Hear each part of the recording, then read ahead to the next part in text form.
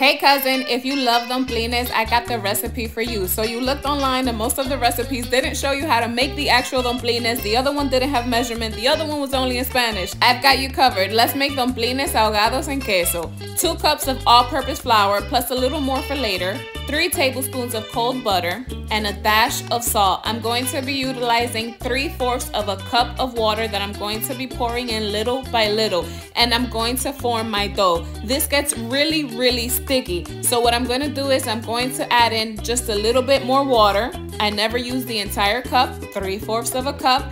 And I'm also going to sprinkle in a little extra flour to remove some of the stickiness. This is not what we want. You see that? It's sticky. Sprinkle in, I'm gonna say about 2 tablespoons of flour, and then get back to kneading the dough with your hands. I find it best to use gloves for this recipe because it does get messy. And once you reach this form where the dough no longer sticks to your hand, it's nice and soft, but then still kind of firm, you're going to form a ball and cover it for 25 minutes to let it rest. I'm adding longaniza and smoked ham to my dumplings. You don't have to add any protein because we are making our dumplings, ahogados, and queso, which means in a cheese sauce. But I can't help myself to always add a little extra oomph. I'm gonna cut these up and set these aside so they're ready when it's time to fry them. I'm also going to get my water in the pot ready so it's already boiling when it's time to add in the dumplings. After my dough has rested for 25 minutes, it's time to start forming the dumplings. Pull off a 1-inch piece and roll it between your hands and a flat surface until you achieve this dumplings form. It doesn't have to be perfect and it doesn't have to be uniform. This is a dumpling form,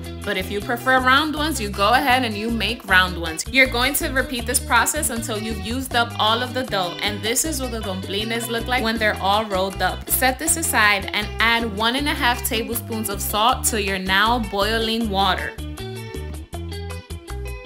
And add in your dumplings one by one so that they don't bunch up together.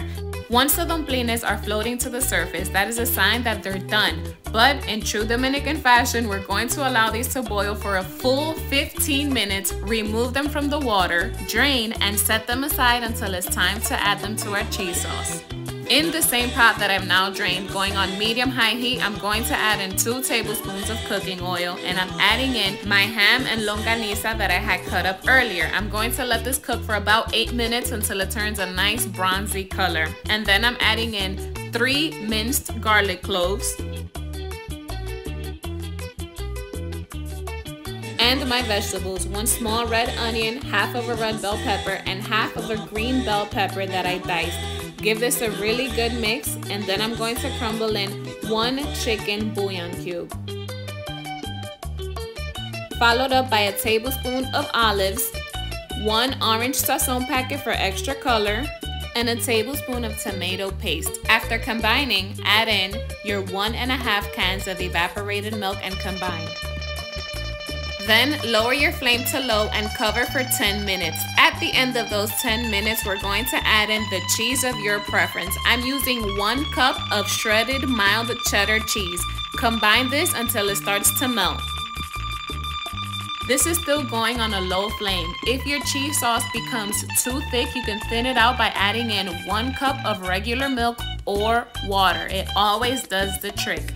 Then add in the drained dumplings and combine really well into the cheese sauce. You're gonna cover your pot for another 10 minutes on a low flame, and at the end of those 10 minutes, your dumplings are done, cousin.